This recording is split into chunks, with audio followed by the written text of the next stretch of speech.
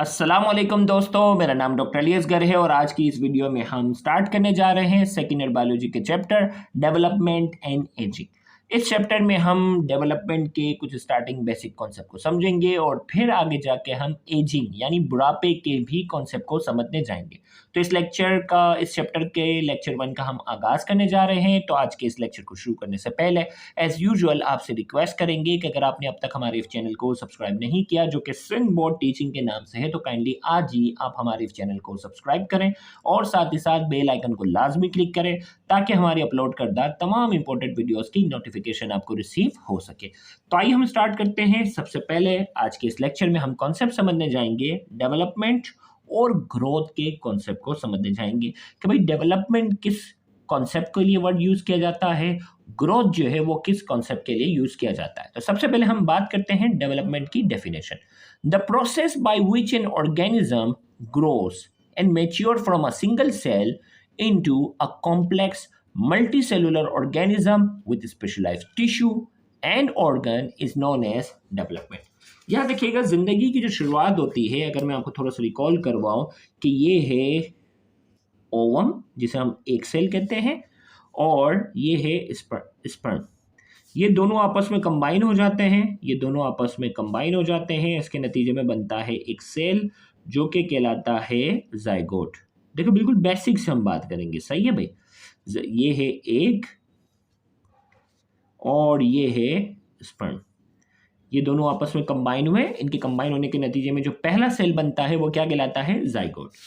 अब ये जाइगोट जो है वो किन मरहल से ये जाइगोट जो है वो गुजरते हुए पूरा एक लिविंग ऑर्गेनिज्म बनता है। उस पूरे प्रोसेस को हम नाम देते हैं डेवलपमेंट का। भाई जिंदगी की शुरुआत पूरे एक सेल से हुई थी। अब ये एक सेल से उसमें क्या बने, बहुत सारे टिश्यू बने, टिश्यू से ऑर्गन बने, ऑर्गन से पूरा एक ऑर्गेनिज्म बना। यहाँ से लेकर यहाँ तक का जो पूरा सफर है ये कहलाता है डेवलपमेंट। क्या कहलाता है? डेवलपमेंट। तो यहाँ हमने कहा the process by which an organism grow, वो प्रोसेस जिसके जरिए क्या होता है, कोई भी ऑर्गेनिज्म ग्रो होता है, मैच्योर होता है। कहाँ से? From a single cell. Single cell क्या था? Zygote. Into a complex multicellular organism. और ये सिंगल सेल से किस में कन्वर्ट हो जाता है? सिंगल सेल से वो कन्वर्ट हो जाता है कॉम्प्लेक्स मल्टीसेल्युलर ऑर्गेनिज्म में विथ स्पेशलाइज्ड टिश्यू, जिसमें क्या होते हैं? स्पेशलाइज्ड टिश्यू होते हैं और इसमें क्या होते हैं? ऑर्गन होते हैं। उसे हम नाम देते हैं डेवलपमेंट का। क्या नाम देते हैं? डेवलपमेंट। इन शॉर्ट ये वो प्रोसेस होगा जिसमें कोई भी ऑर्गेनिज्म जो होगा वो एक सेल से कॉम्प्लेक्स मल्टीसेल्युलर ऑर्गेनिज्म तक का जो सफर तय करता है, उस पूरे प्रोसेस को हम नाम देते हैं डेवलपमेंट। अब इस डेवलपमेंट के प्रोसेस में क्या क्या चीजें शामिल होती हैं, तो नोट करके कुछ एमसीक्यू के लिहाज से बड़ी अहम चीज हम डिस्कस करने जा रहे हैं। It involves a series of coordinated and sequential events that begins with fertilization and continue throughout the life of an organism। इसमें क्या है? It involves a series of coordinated का मतलब है कि बहुत सारे सिस्टम मिलकर क्या करते हैं? काम करें, कोऑर्डिनेट करते हैं ना, जैसे 4-5 लोग मिलकर काम कर रहे होते, कहते हैं आपस में कोऑर्डिनेट करो। तो यहाँ क्या है? It involve a series of coordinated and sequential events. बहुत सारे जो इवेंट्स होते हैं वो एक पर्टिकुलर सीक्वेंस में आपस में क्या करते हैं? कोऑर्डिनेट करते हैं।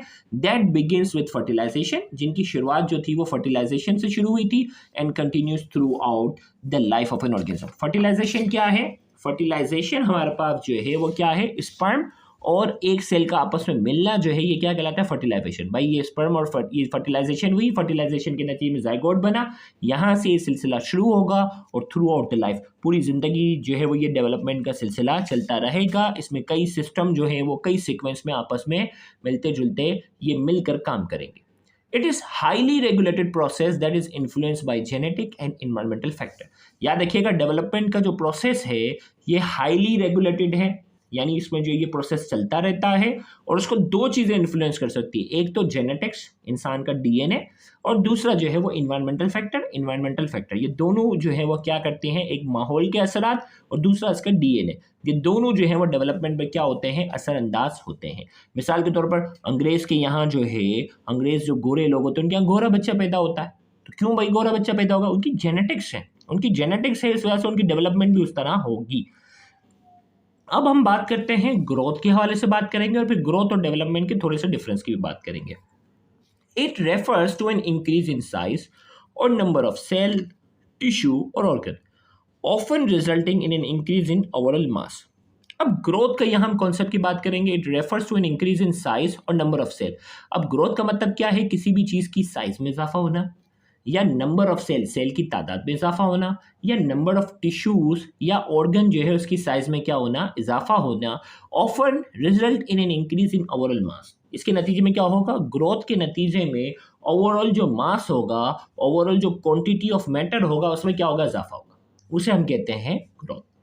जबकि अगर डेवलपमेंट को अगर मैं थोड़ा सा ग्रोथ से कंपेयर करूं, development refers to the process by which an organism changes from a simple to a more complex structure, acquiring new structure and function.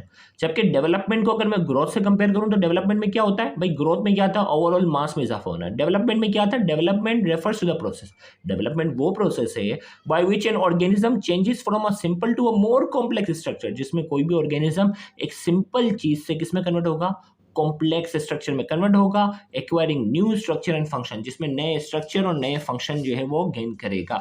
मिसाल के तौर पे देखो ना भाई, ये एक नया सेल था ना, अब ये सेल ने जो है वो पूरा एक मल्टी सेलुलर ऑर्गेनिज्म बना लिया। मल्टी सेलुलर ऑर्गेनिज्म की आंखें हैं, हाथ है, डाइजेस्टिव सिस्टम है, रेस्पिरेटरी सिस्टम है, नर्वस सिस्टम है, कई कॉम्प्लेक्स चीजें बन गई ना। तो ये सारा जो मसला जो मामला तय हो रहा है वो क्या हो रहा है, डेवलपमेंट का हो रहा है।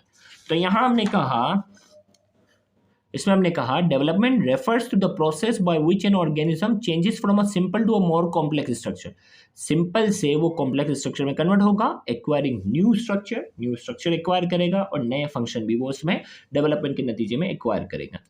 Development involve changes in gene expression, development के नतीजे में क्या होगा, जीन एक्सप्रेशन जो बाकायदा डीएनए और क्रोमोसोम वाले चैप्टर में हम पूरा पढ़ेंगे, ट्रांसक्रिप्शन, ट्रांसलेशन। तो जीन एक्सप्रेशन एक ऐसा प्रोसेस होता है जिसमें डीएनए जो होता है वो एक नया प्रोटीन बनाने का कमांड देता है। अब ये कमांड कैसे देता है, ये बाकायदा हमारे कोर्स का हिस्सा है जो कि हम डिटेल में पढ़ेंगे।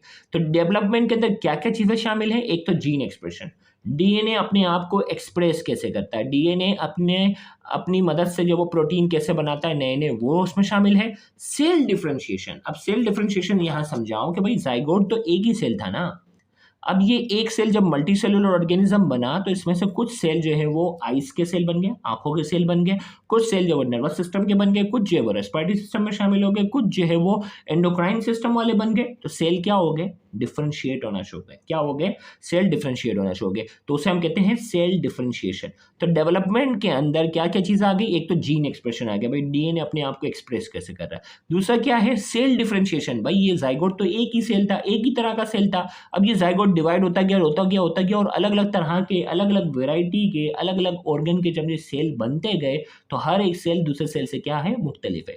तो उसे हम कहते हैं सेल डिफरेंशिएशन। तो डेवलपमेंट के अंदर जो है वो सेल डिफरेंशिएशन का प्रोसेस भी होता है। तो यहां हमने कहा cell differentiation and tissue organisation. अब बहुत सेल जब डिवाइड होता है तो एक तरह के सेल मिलकर क्या बनते हैं, टिश्यू बनाते हैं। क्या बनाते हैं, टिश्यू बनाते हैं। और ये टिश्यू आपस में क्या हो जाते हैं, ऑर्गेनाइज होते हैं, तो क्या बनाते हैं, ऑर्गन बनाते हैं। तो डेवलपमेंट के नतीजे में जीन एक्सप्रेशन हो रही है, डेवलपमेंट के नतीजे में सेल डिफरेंशिएशन हो रही है, और डेवलपमेंट के नतीजे में क्या हो रही है, टिश्यू ऑर्गेनाइजेशन हो रही है, टिश्यू आपस में ऑर्गेनाइज हो रहे हैं, that give rise to the diverse cell type and organs in an organism. और ये टिश्यू ऑर्गेनाइजेशन के नतीजे में क्या होगा, एक डाइवर्स किस्म का एक ऑर्गेनिज्म जो है वो वजूद में आएगा, जिसमें कई किस्म के सेल और कई किस्म के ऑर्गन शामिल होंगे। तो ये बेसिक कॉन्सेप्ट था डेवलपमेंट और ग्रोथ का।